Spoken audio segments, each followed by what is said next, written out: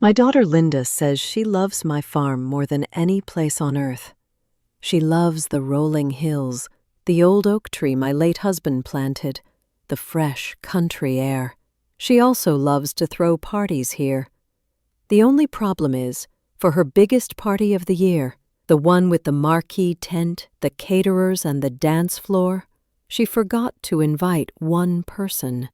Me, the owner.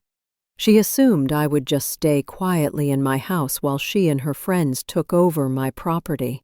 She didn't realize I had the rental company on speed dial. My name is Beverly. For 45 years, I was a farmer's wife.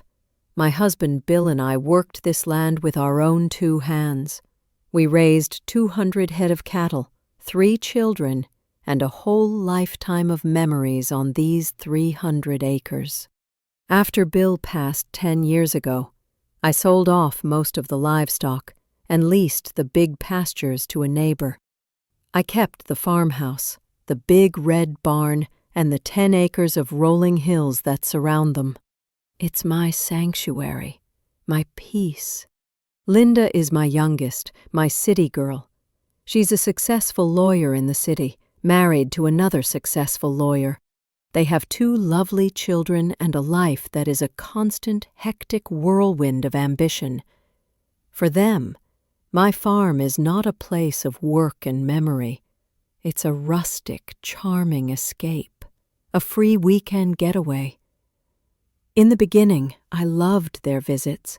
I loved the sound of my grandchildren's laughter echoing in the fields where their mother grew up. I loved cooking huge Sunday dinners, filling the old farmhouse with life again. It was a beautiful arrangement. But over the last few years, the arrangement began to change. Linda started viewing my home less as Mom's house and more as a free-range party venue with a built-in unpaid manager, me. The weekend visits grew larger. She would invite her friends, then her husband's colleagues, without asking me first. They would arrive with their expensive cars and their city attitudes, treating my quiet farm like their personal country club. And after they would leave, after the last of the SUVs had rolled down my gravel driveway, I would be left with the aftermath. Beer bottles in my rose bushes, half-eaten plates of food left on the porch, muddy footprints ground into my clean kitchen floor. And I, a 72-year-old woman, would spend my Monday cleaning up the wreckage of their good time. I tried to talk to her about it. "Linda, dear," I said, after one particularly messy weekend, "it's a lot for me to clean up when you bring so many people." She just waved a dismissive hand. "Oh, Mom, don't be silly. You love the company, and we'll hire a cleaning service for you next time, I promise."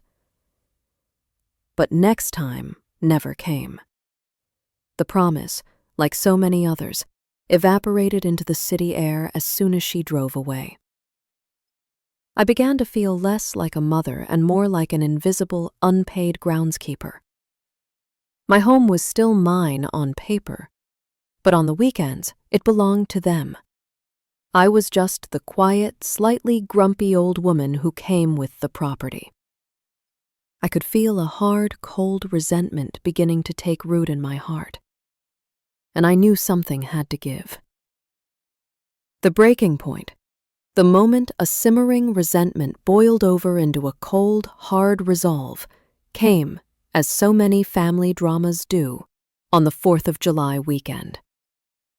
Linda called me the Tuesday before, not to ask permission, but to deliver a declaration.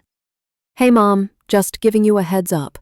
We're all coming up for the long weekend," she'd said, her voice breezy and rushed, the sound of city traffic humming in the background. "The Jacksons and the Millers are coming with us, so we'll probably be about 20 people total. Don't worry about a thing. I'll have all the food and drinks delivered. See you Friday."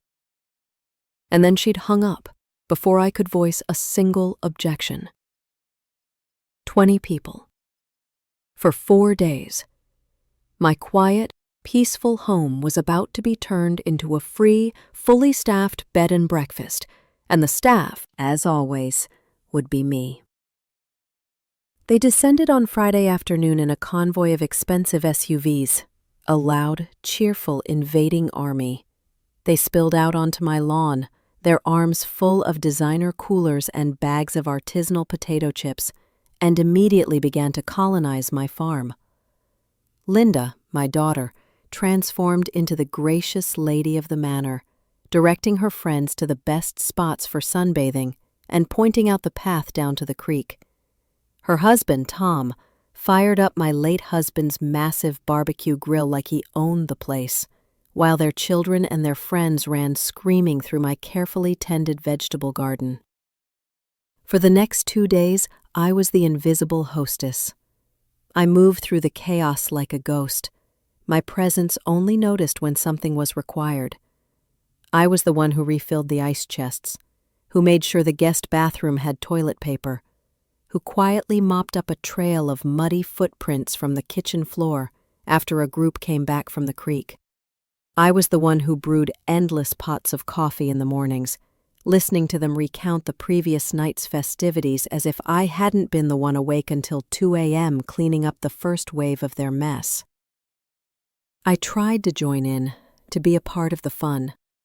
I sat down on the porch swing, intending to tell one of Linda's friends about the history of the old oak tree she was admiring. But before I could get a word in, Linda interrupted. "Oh, Mom, could you be a dear and grab the ketchup from the fridge?" I was no longer a storyteller with a history to share. I was a servant to be dispatched on an errand. The worst part was a conversation I overheard between Linda and her friend, Sarah Jackson, as they lounged in my Adirondack chairs. "You are so incredibly lucky to have this place to escape to, Linda," Sarah said with a sigh of contentment. "I know, right?" Linda replied, her voice full of a casual, unthinking ownership. "It's our little secret, the perfect place to unplug from the city." Our little secret, not my mother's home, not the farm where I grew up. It was a possession, a commodity, a backdrop for their curated country lifestyle. And I was simply the quiet, gray-haired woman who came with the deed.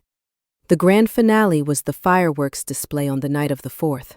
They set them off in the middle of the pasture, great booming explosions of color that set my poor old dog Buster scrambling under my bed in terror.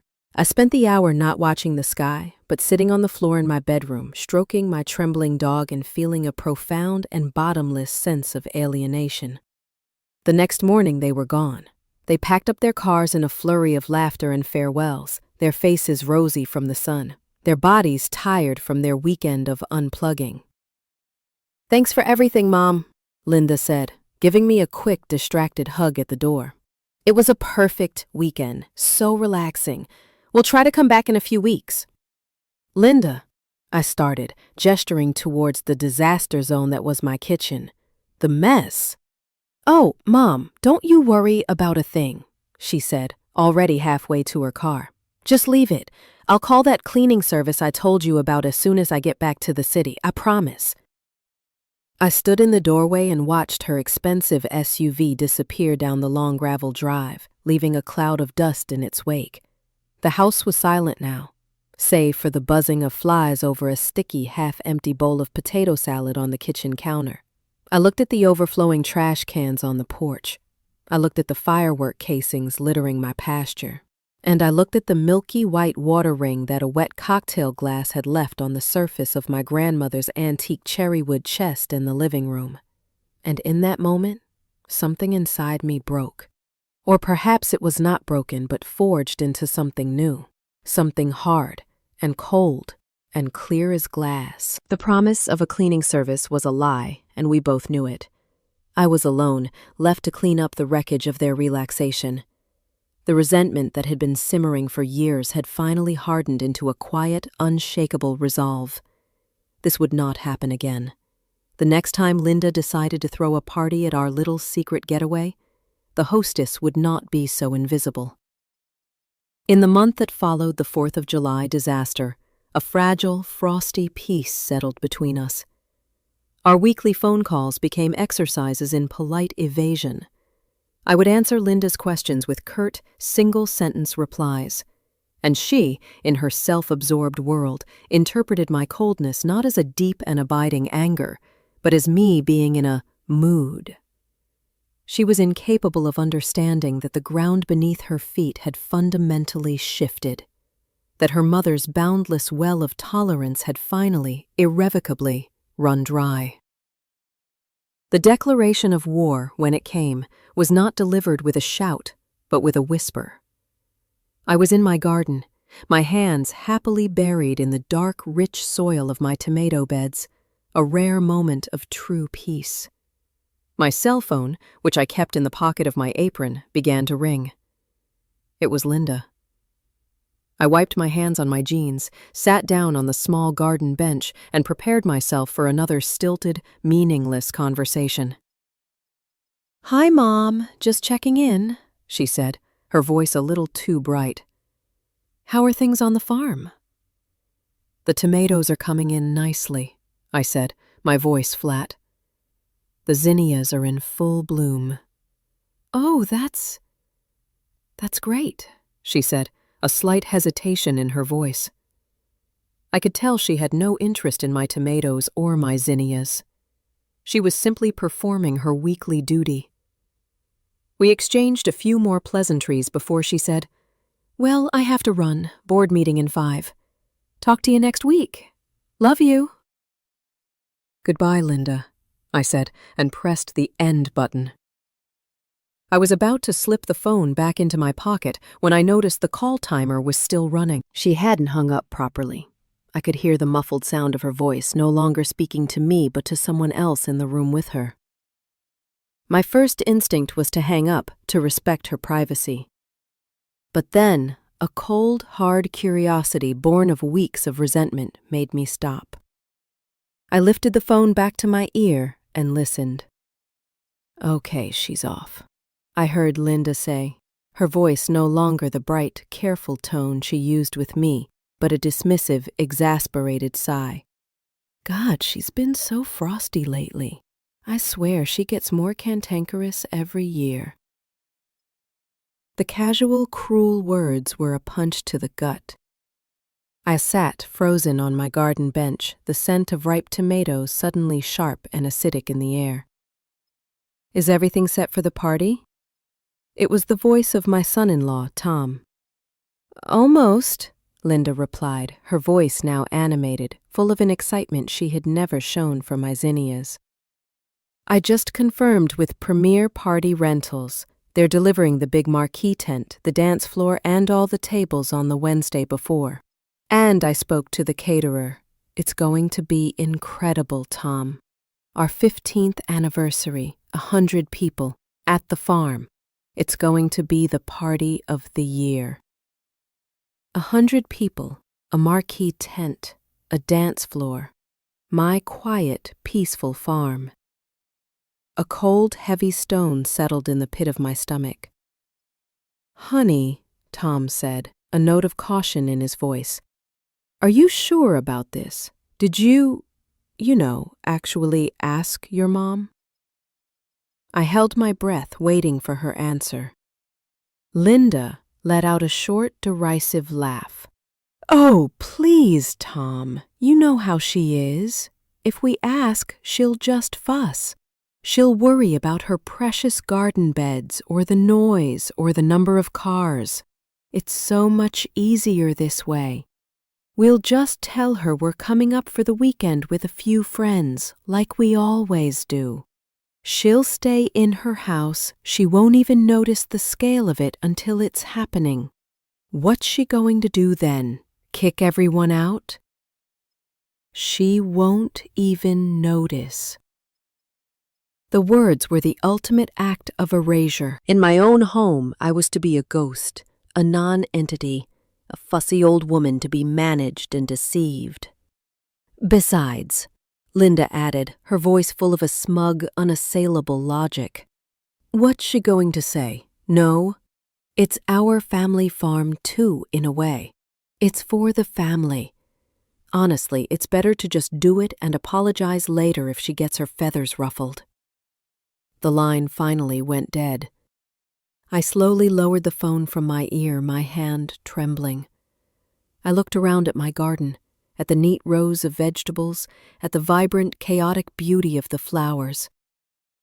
This was my world, my life's work, my sanctuary. And to my own daughter, it was nothing more than a convenient, rent-free venue with a slightly annoying, invisible caretaker. The hurt I had felt after the 4th of July weekend was a shallow bruise compared to this. This was a deep, mortal wound. They were not just thoughtless, they were deliberate, calculating, and profoundly disrespectful. I stood up from the bench, the stiffness in my old joints a distant, unimportant sensation. The time for hurt feelings was over. The time for gentle hints and polite requests was over. My daughter believed it was easier to ask for forgiveness than permission. I was about to teach her that some actions are, in fact, unforgivable. I walked back towards the house, my face set like stone. The war was not coming. It had already been declared. And I, the invisible old woman, was about to launch my first, silent, devastating counterattack. For the rest of the week, I lived with the secret knowledge coiled in my stomach like a cold snake. I went about my chores, tended to my garden, and answered Linda's brief, cheerful check-in call with a placid calmness that I did not feel. She asked if I needed anything. I said no. She didn't mention the party. Neither did I. I was an actor now, playing the part of the oblivious, slightly dotty mother she believed me to be. The waiting was the hardest part. But I knew my moment would come. I just had to wait for her to make the first move. It came on the Wednesday before the party. I was on my porch, shelling peas into a large metal bowl when I heard the low rumble of a heavy truck turning off the main road and onto my long gravel driveway. I looked up to see a large white truck with a cheerful swirling logo on the side. Premier Party Rentals. My heart began to beat a little faster. The invasion had begun. The truck lumbered up the drive and parked near the barn. A crew of 4 men in matching uniforms jumped out and began unloading metal poles and vast quantities of folded white canvas. A man with a clipboard, clearly the supervisor, walked towards the house. He saw me on the porch and gave a friendly wave. "Morning, ma'am," he called out, his voice booming in the quiet country air. "You must be Beverly. I'm Dave, from Premier. We're here to get started on the setup for the Albright anniversary party. Your daughter, Linda, said the big pasture by the old oak tree would be the best spot for the marquee tent." He was standing at the bottom of my porch steps, smiling up at me, completely unaware that he was a soldier in an army that was occupying my land without my permission. This was my moment to gather intelligence. I put on my most pleasant, slightly confused smile.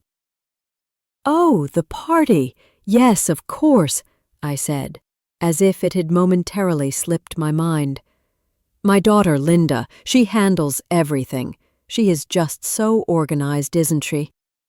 "She sure is," Dave said with an appreciative nod. "She's booked the best of everything. This is going to be quite a shindig on Saturday." "Well, you just do whatever she told you to," I said, giving him a grandmotherly, permissive wave. "The pasture by the oak tree is a lovely spot. You boys help yourselves to the water spigot by the barn if you get thirsty." "Thanks, ma'am. We appreciate that," he said, tipping his cap before turning to direct his crew. I sat on my porch for the next 3 hours, the bowl of peas forgotten in my lap, and I watched them lay out the massive footprint of the tent. I watched as they methodically raised the canvas, creating a huge, white structure that blocked my familiar view of the rolling hills. It was a sterile, alien cathedral, a monument to my daughter's breathtaking entitlement, being erected on my land. And throughout it all, Linda did not call. She did not call to say, "Hey, Mom, just a heads up, the tent is arriving today." She didn't call to ask if the truck could drive on the pasture grass. She didn't call at all. Because in her mind, my opinion was irrelevant. I was a ghost in my own home, and she was simply redecorating. The deliveries continued for the next 2 days. On Thursday, another Premier truck arrived, this one carrying a portable, interlocking wooden dance floor and a small stage. Another company, Soundscapes Audio, delivered a mountain of speakers, subwoofers, and colored lights. Dozens of round tables and what looked like hundreds of white folding chairs were stacked neatly under the barn awning. My peaceful farm, my quiet sanctuary, had been transformed into a commercial event space. It was a violation, a slow, methodical erasure of my life and my home, all in the name of a party I wasn't even invited to. On Thursday evening, I stood at my kitchen window, a cold cup of tea in my hand, and I looked out at the silent, empty tent.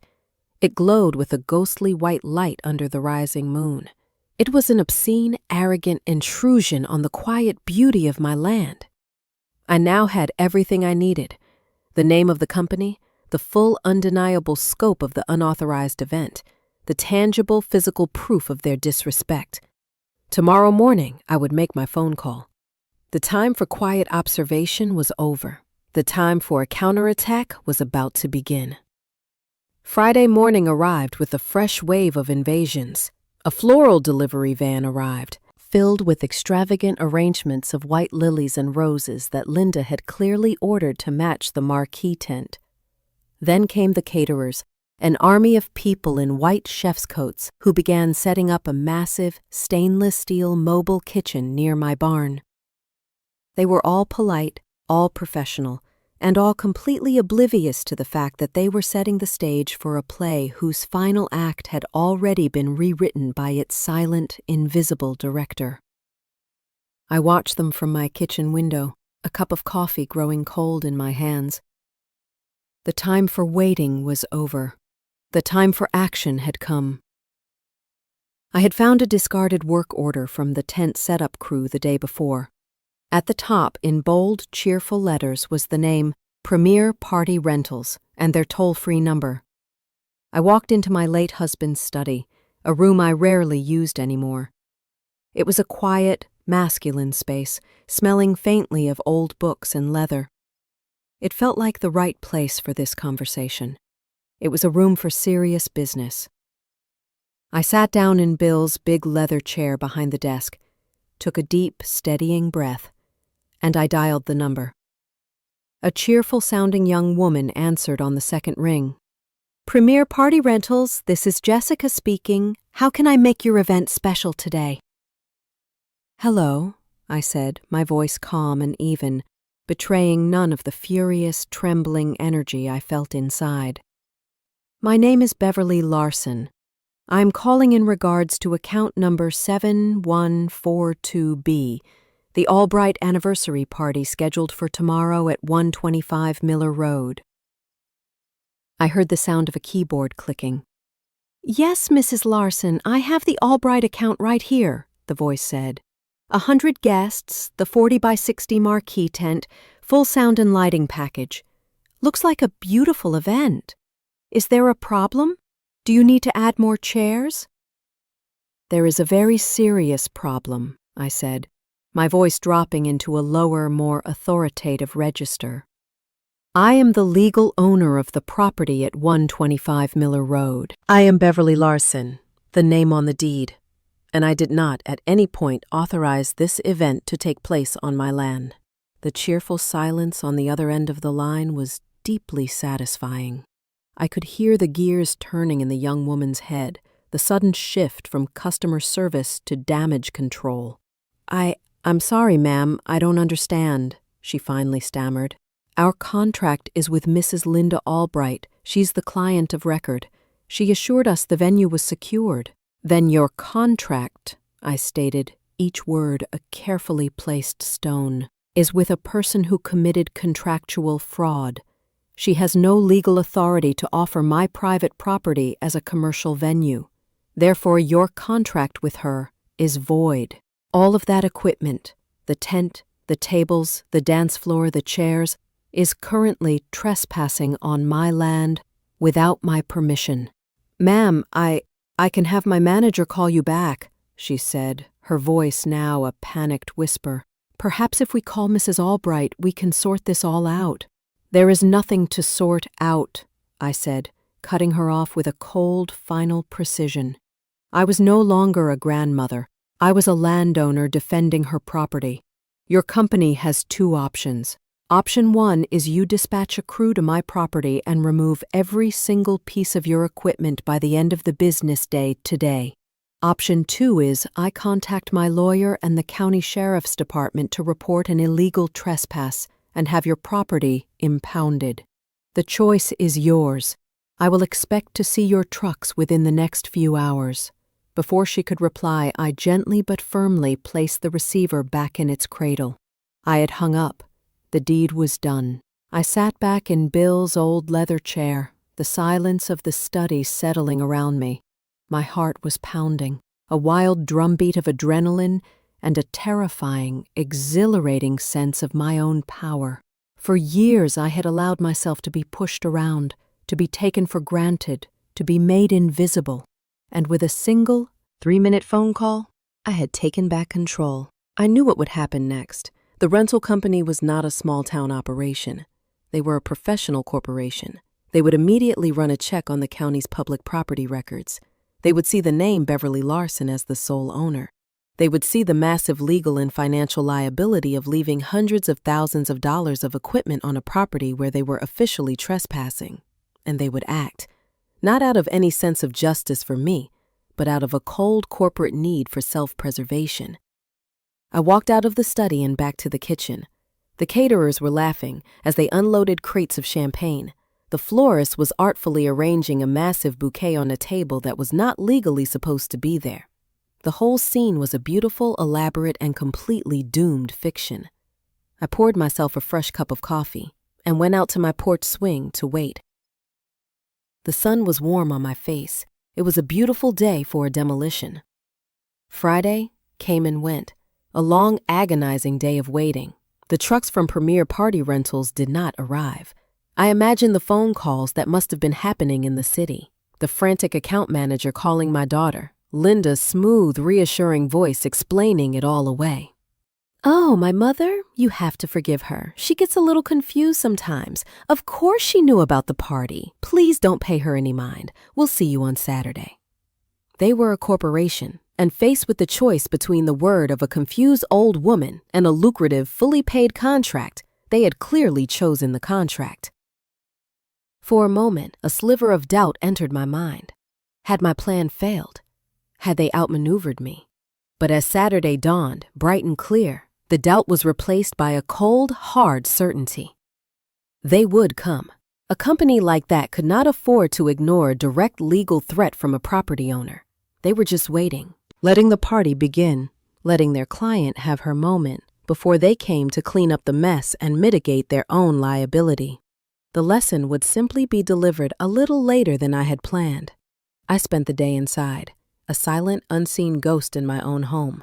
I watched from my upstairs bedroom window, a perch that gave me a perfect panoramic view of my pasture, my barn, and the obscene white tent that sat upon my land like a bloated, arrogant mushroom.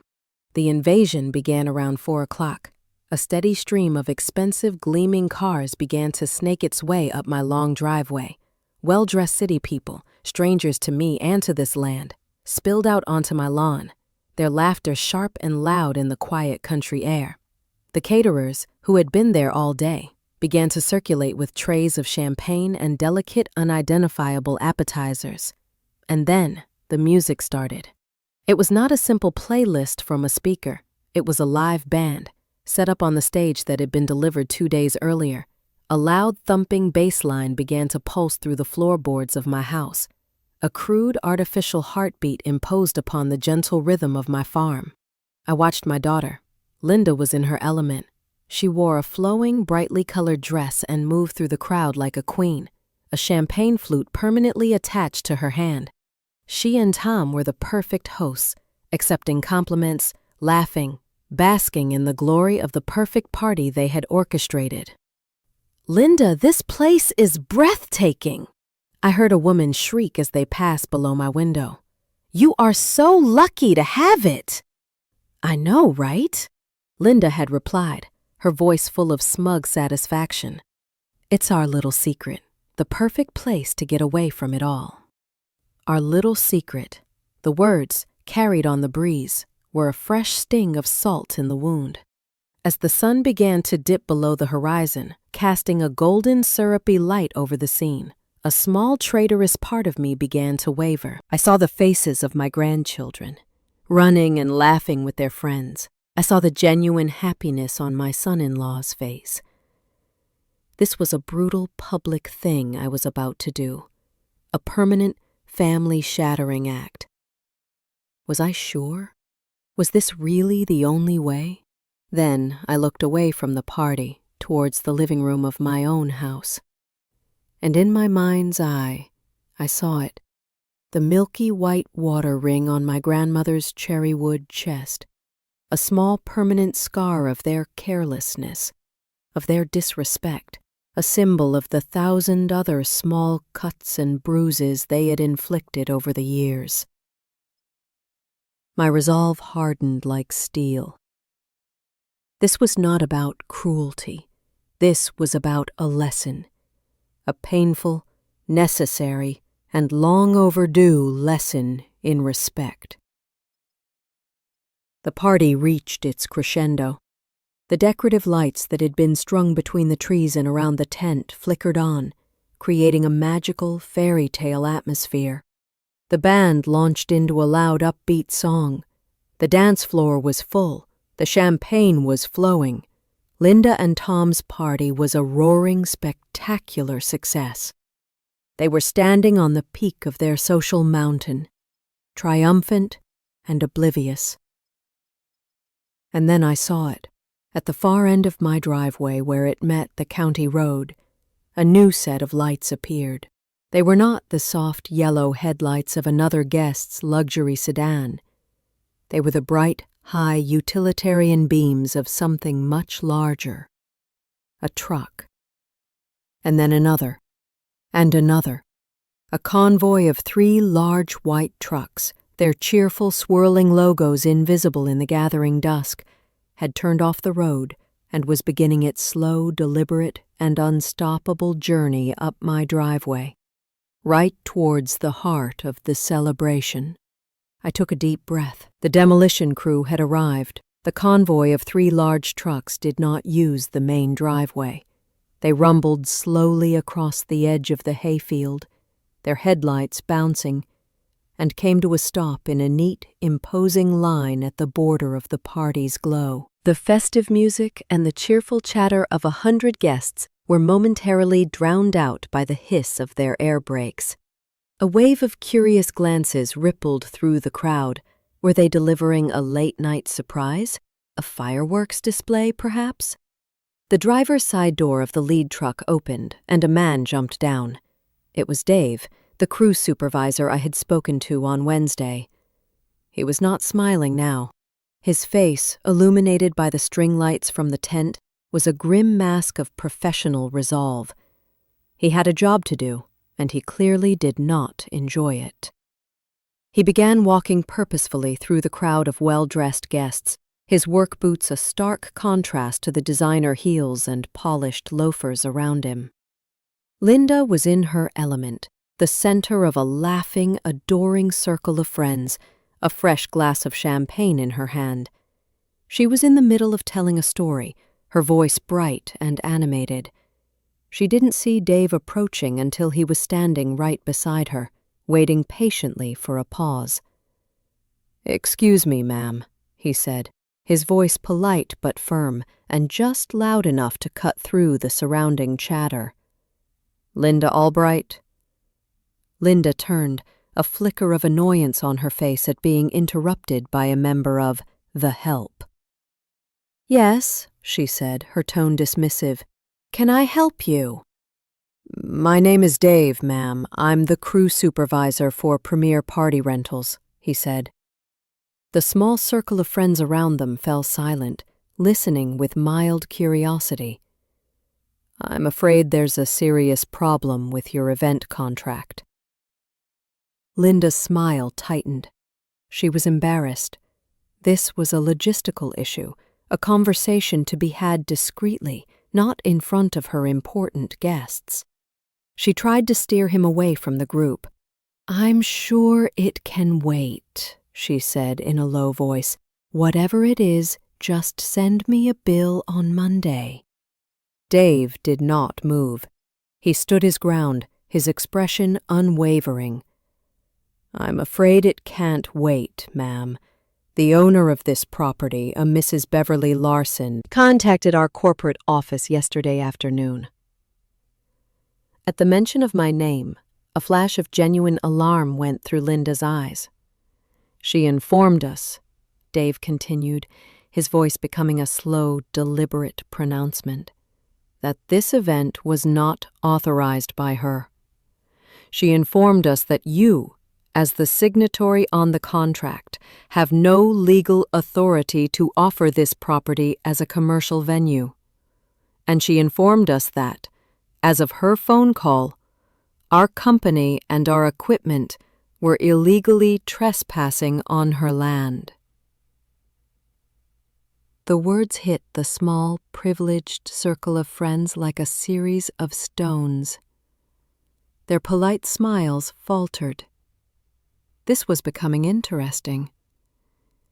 Linda's face, which had been flushed with wine and happiness, was now a pale, mottled white. That's ridiculous," she stammered, her voice a desperate, unconvincing whisper. "She's my mother. She's confused. This is a simple family misunderstanding." "That may be, ma'am," Dave said, and now he pulled a folded paper from the inside pocket of his work jacket. "But this is a printout of the official county property deed. The sole registered owner of this farm is Beverly Larson. And this," he unfolded a second paper, "is a copy of the formal notice her lawyer faxed to our legal department an hour ago, demanding the immediate removal of all company property. My orders from corporate are direct and non-negotiable. I am to repossess all Premier Party Rentals equipment immediately." The full, catastrophic scope of the situation finally crashed down on Linda. This wasn't a discussion. It wasn't a negotiation. It was a demolition. "No," she pleaded, her voice cracking, all pretense of the sophisticated hostess gone, replaced by the raw panic of a child. "No, you can't. Please. It's my anniversary party. All my friends are here. I'll pay you more. Double. Just please wait until the party is over." Dave shook his head, a flicker of genuine pity in his eyes. "My company will not risk the liability. My crew is on the clock." He turned away from my pleading, weeping daughter and looked toward his men who were waiting by the trucks. He gave them a single, sharp nod. The signal. The crew began to move. They did not run, but they moved with a swift, brutal efficiency. The first two men walked directly to the small stage where the band was in the middle of a lively cover of a popular dance song. They walked behind the speakers, and a moment later the music cut out with a final, jarring screech of feedback. A profound, shocking silence fell over the entire party.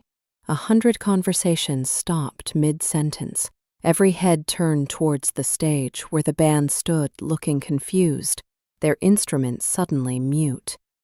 And into that silence the first sounds of the party's dismantling began, the sharp metallic snap of a folding chair being collapsed, the The sudden screeching silence was more shocking than any explosion. For a full 10 seconds, the entire party, 100 of the city's most successful and well-dressed people, was frozen in a collective state of bewildered disbelief. They stood in awkward, silent tableaus, their wine glasses paused halfway to their lips, their heads cocked, listening to the unfamiliar sounds of the country night, the chirping of crickets and the low, menacing rumble of the idling trucks. Into this vacuum of silence, the rental crew moved. They were a paradigm of brutal, impersonal efficiency. They were not angry. They were not emotional. They were simply there to do a job. The two men who had silenced the band now turned their attention to the elaborate sound system, methodically unplugging cords and wrapping them with practiced, efficient movements. Another pair of men went to the main power generator that supplied the beautiful, festive string lights. With a single decisive flick of a switch, the magical fairyland that Linda had created was plunged into a much harsher, more intimate darkness, lit only by the cold, functional floodlights from the trucks and the dim, distant lights from my farmhouse. Then, the main force of the crew descended upon the party itself. They moved from table to table, their actions polite but unstoppable. "Excuse me, folks, we need this table now," a crewman would say, his voice a calm, neutral baritone. Guests were forced to stand up, awkwardly holding their plates of half-eaten beef tenderloin and their glasses of expensive wine, as the very table they had been sitting at was folded up and carried away.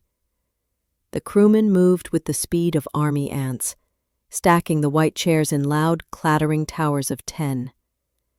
The sound of collapsing chairs became the new, jarring soundtrack to the evening. The scene descended into a surreal, almost comical chaos.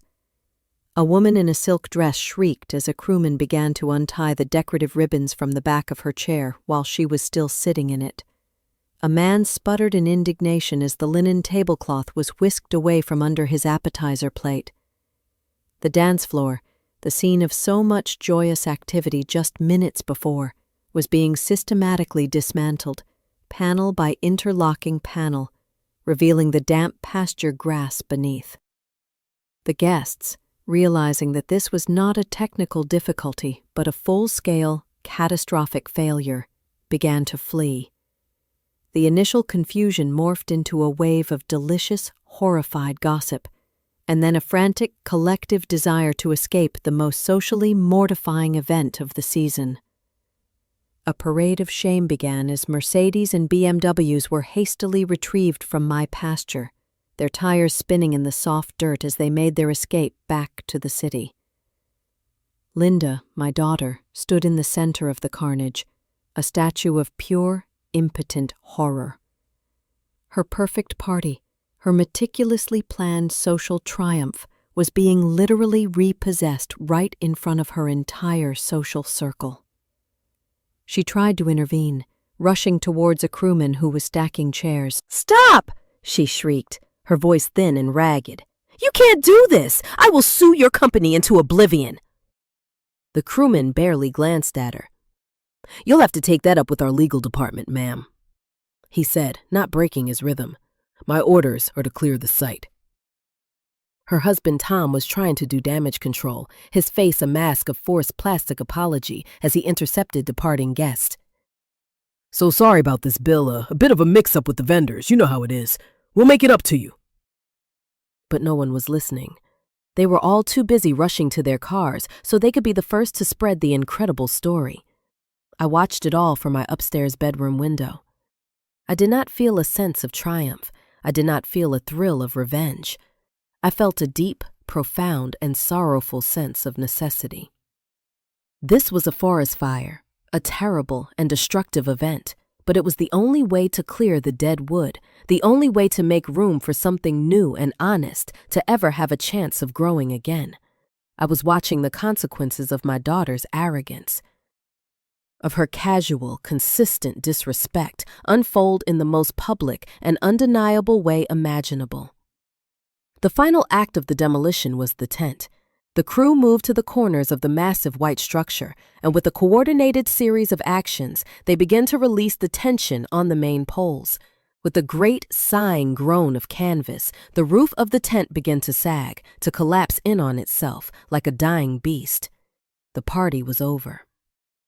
Linda and Tom were now standing alone in a dark, half-empty field, surrounded by the ghosts of their own ambition. And I knew, with a mother's certainty, exactly where my daughter's grief and rage would lead her next. Straight to my door. The last of the rental trucks rumbled down the driveway, its red taillights disappearing into the darkness, leaving a profound and unsettling silence in its wake. The party was gone. All that remained was the wreckage.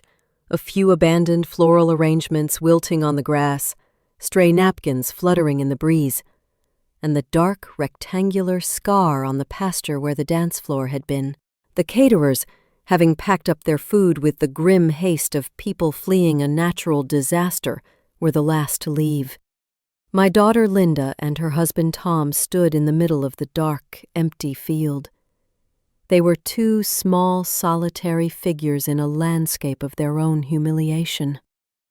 For a long moment they were perfectly still, as if the sheer scale of the catastrophe had short-circuited their ability to move or speak. Then I saw Linda's head snap up, her gaze fixing on my house, on the single warm yellow light I had left on in my upstairs bedroom window. The shock on her face had finally, completely, curdled into a white-hot focused rage. And it was all directed at me. She began to walk towards the house. It was not a walk.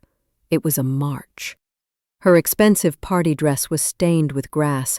Her perfect hair was coming undone, but she moved with the terrible, determined energy of a gathering storm. Tom scurried after her, his voice a low, placating murmur, but she didn't seem to hear him. She stormed up the porch steps, her heels clattering like gunshots on the old wood, and began to pound on my front door with both fists. The solid oak door, the one my husband had hung himself, shuddered in its frame. "Mom!" she shrieked, her voice a ragged, raw thing, stripped of all its city sophistication. "Mom, you open this door right now! Do you hear me? Open the door!" I was sitting in the living room, in Bill's old armchair not 10 feet away. I could hear every word, feel the vibration of every furious blow against the wood. Buster, my old dog, whimpered at my feet, his head on my lap. I just sat there, my hands resting calmly on the worn arms of the chair, and I listened. "How could you?" she screamed, her voice breaking into a sob of pure, undiluted fury. "How could you do this to me? To us? It was our 15th anniversary. In front of everyone. My boss was here. My friends. You've humiliated me. You've ruined everything. Everything." Her accusations rained down on the silent, locked door. Tom was on the porch now, trying to pull her away. "Linda, honey, stop it," I heard him plead. "This isn't helping. Let's just go." "No!" she shrieked, shaking him off. "She is going to answer for this. Mom, are you in there? I know you can hear me. Why are you doing this? After everything we do for you, this is how you thank us? By destroying the one nice thing we try to do for ourselves?" Her rage, her sense of utter victimhood was breathtaking. In her mind, she had done nothing wrong. I was the villain. I was the cruel, vindictive mother who had destroyed her beautiful party for no reason. There was no self-awareness, no glimmer of understanding that her own actions, her own casual, consistent disrespect had led to this moment. I could have opened the door. I could have engaged in a screaming match on the porch. I could have defended myself, listed her every transgression. But I knew it would be useless. Arguing with her would have been a kind of victory for her. It would have validated her sense of grievance. It would have put us on equal footing. But we were not equal. This was my house, and I was in control. So I remained silent. My silence was my answer. My silence was a wall, a fortress, an unbreachable boundary. My silence was a statement, more powerful than any words I could have screamed back at her. It said, "You have no more power here. Your anger, your demands, your tantrums, they mean nothing. You are on the outside, and you are not welcome in." Finally, her energy gave out. The furious pounding slowed, softened, and then stopped. Her rage collapsed into a series of wretched, defeated sobs. The storm had broken. I heard Tom's gentle voice again, and this time she did not resist as he put his arm around her and led her down the porch steps. I heard their car door slam shut. I heard the engine start, the tires crunching on the gravel as they turned the car around. I listened until the sound of the engine had faded completely into the familiar, peaceful chorus of the country night. I stood up, my old joints aching, and walked to the front window. I parted the curtains and looked out into the darkness. Their car was gone. The pasture was empty. The moon was rising over the old oak tree. The battle was over, and my house, for the first time in a very long time, was completely and truly my own. I woke on Sunday morning to the sound of birdsong. For a moment, it was just like any other Sunday. Then the memory of the previous night returned, the shouting and the pounding on my door, and I lay still, listening to the quiet of the house. It was a true quiet, a deep and profound peace that I hadn't realized I had been missing for years. It was the sound of a home that was no longer under siege. I made myself a pot of strong black coffee and took it out onto the porch. The scene that greeted me was one of utter devastation. The beautiful marquee tent and all its furniture were gone, but in their place was the sordid, ugly wreckage of the party itself. The pasture was a battlefield of debris. Hundreds of discarded plastic cups, crumpled napkins, empty champagne bottles glinting in the morning sun. A half-eaten tray of hors d'oeuvres was covered in a swarm of buzzing flies. The grass was trampled into a muddy, chaotic mess. It was the physical manifestation of my daughter's carelessness, the tangible evidence of her disrespect. I looked at it, not with despair, but with a grim sense of purpose. I went to the barn, pulled on my sturdy work gloves and got the large wheelbarrow, and then, slowly, methodically, I began to clean up. It was a long and arduous task. With every plastic cup I dropped into a trash bag, with every sticky plate I scraped into the compost, I felt like I was not just cleaning my farm, but cleansing my life. I was removing the toxic residue of their entitlement, restoring my home to its rightful state of peace and order, one piece of trash at a time. It was a somber, solitary, and deeply satisfying ritual. Around noon, as I was raking up the last of the firework casings, the phone in my pocket began to ring. It was not Linda. It was my late husband's brother, my brother-in-law, George. He was a quiet, decent man, and he had been at the party. "Beverly?" he asked, his voice full of a gravelly concern. "It's George. I'm calling to see if you're all right. We tried calling Linda and Tom all morning, but their phones are turned off. Bev, what in God's name happened last night?" It was a relief to tell the story to a sympathetic ear. I didn't embellish. I didn't complain. I stated the facts with a calm, quiet clarity. "I'm fine, George. Perfectly fine," I said, pausing my raking. "Linda decided to throw a party for 100 people on my property without asking me, let alone inviting me. I decided I didn't want a party on my property. So, I had the party removed." There was a long pause on the other end of the line. Then, I heard a low, rumbling chuckle. "Well, I'll be damned, George said, a note of deep, grudging admiration in his voice. Good for you, Bev. It's about damn time someone stood up to that girl's high and mighty attitude. Bill would have done the exact same thing, only he would have used a shotgun to make his point, not a phone call. His gruff, unwavering support was a balm to my soul. The family was already beginning to fracture, the lines being drawn, and I was not standing alone. I'm sorry you had to get caught in the middle of it, I told him. Don't you worry about that, he said. Most of us saw it for what it was. A long overdue lesson. You take care of yourself, you hear? As the afternoon wore on, a profound silence emanated from the city. There were no angry text messages from Linda, no pleading phone calls from Tom. Nothing. Their humiliation had been so total, so public, that it had apparently rendered them speechless. The silence was their white flag of surrender. It was the silence of a chasm that had opened between us, a chasm so deep I wasn't sure if it could ever be bridged. As I was bagging up the last of the trash, my hand brushed against something small and soft in the trampled grass. It was a little blue stuffed rabbit, one of its ears stained with what looked like ketchup.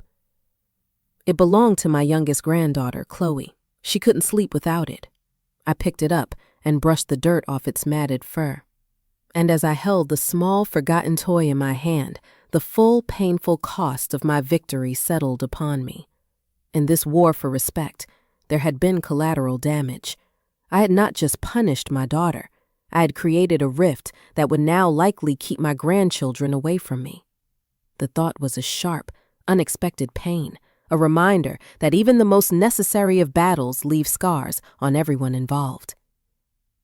That evening, I sat on my porch swing, watching the sunset paint the sky in shades of orange and purple. The pasture was clean. The trash was bagged and waiting for collection. The house behind me was quiet and in order. My home was mine again. But as I sat there, clutching Chloe's small blue rabbit in my lap, I knew the fight was not truly over. The easy part, the battle for my property, had been won. The hard part, the long, quiet struggle with the ghost of the family I had lost, was just beginning. The summer faded into a crisp golden autumn. The leaves on the old oak tree turned from green to a fiery red and then drifted silently to the ground. The farm settled into its quiet, pre-winter slumber, and so did my heart. A profound, deep quiet had settled between me and my daughter. There were no phone calls, no text messages, no attempts at communication from either side. The silence was a vast, empty field, and I did not know if anything would ever grow there again. I spent those months reconnecting with my own life. I took long walks in the woods. I read books I had been meaning to read for years. I spent hours in my kitchen, canning the last of the summer vegetables, the familiar, comforting ritual a balm to my soul. I did not feel lonely. I felt a quiet, solid sense of peace. I had drawn a boundary, and for the first time in a very long time, I felt truly, completely safe within the borders of my own home. Then, one cool afternoon in late October, a car turned into my driveway. It was not a flashy SUV full of people. It was Linda's sensible sedan, and she was alone. I watched from the kitchen window as she got out of the car. She looked different, smaller. The confident, arrogant armor she had worn so proudly was gone. She looked hesitant, uncertain, like a stranger in a land she used to own. She walked slowly up the porch steps and knocked softly on the door. I took my time answering. When I finally opened it, we stood for a long moment in silence. Two women on either side of a chasm of our own making. "Mom," she finally said, her voice quiet, almost a whisper. Can I come in?" I stepped aside and let her pass. We sat in the living room, the space between us on the sofa feeling as wide as a canyon. She didn't look at me at first. She just stared at her hands, which were twisted together in her lap. "I am so sorry," she said, the words coming out in a rush, as if she had been holding them in for months. "Mom, I am so sorry. Not just for the party, for everything. For the last few years. I don't know what happened to me. I was so selfish. So entitled." She finally looked up at me, and I saw something I had not seen in her eyes for a very long time. Genuine, unadulterated remorse. Her eyes were full of tears. I took this house for granted. I treated you like a service, not like my mother, and what you did, as horrible and humiliating as it was, I understand why you did it. You had to. It was the only way I would have ever listened. I listened, my expression unreadable. I did not offer her comfort. I did not tell her it was okay. I just let her speak, let her finally say the words that needed to be said. When she had finished, I nodded slowly. "I hear you, Linda," I said, my voice even. "And I appreciate you coming all this way to say that to me, in person." "I want to fix this, Mom," she pleaded. "I want us to be a family again." "I want that too," I said. "But you need to understand something. The way things were, that is over. It can never go back to that." I stood up and walked to the window, looking out at the farm, at the land my husband had loved, at the home I had fought for. "I love you, Linda. You are my daughter, and I will always love you. But this house is my home. It is not a free hotel. It is not your personal party venue. It is my sanctuary, and it and I will be treated with respect." I turned back to face her. "If you want to be a part of my life, if you want your children to be a part of my life, you are always welcome here. But you will come as guests in my home. You will call before you come. You will ask for permission, and you will leave this place as clean as you found it. Those are the new rules. They are not negotiable." She looked at me, and in her tear-filled eyes, I saw not resentment, but understanding. She nodded, a real, solemn nod of acceptance. "I understand, Mom," she whispered. "I do." We sat in a more comfortable silence for a little while longer.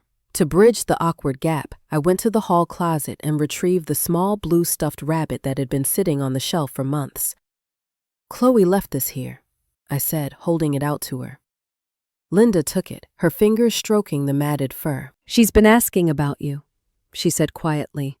"Both the kids have. They miss their grandma, and I miss them," I replied. "When you think they're ready, and when you are ready to follow the new rules, you can bring them to visit." She left a little while later. The chasm between us had not been magically filled, but we had, together, begun to build the first fragile planks of a new bridge.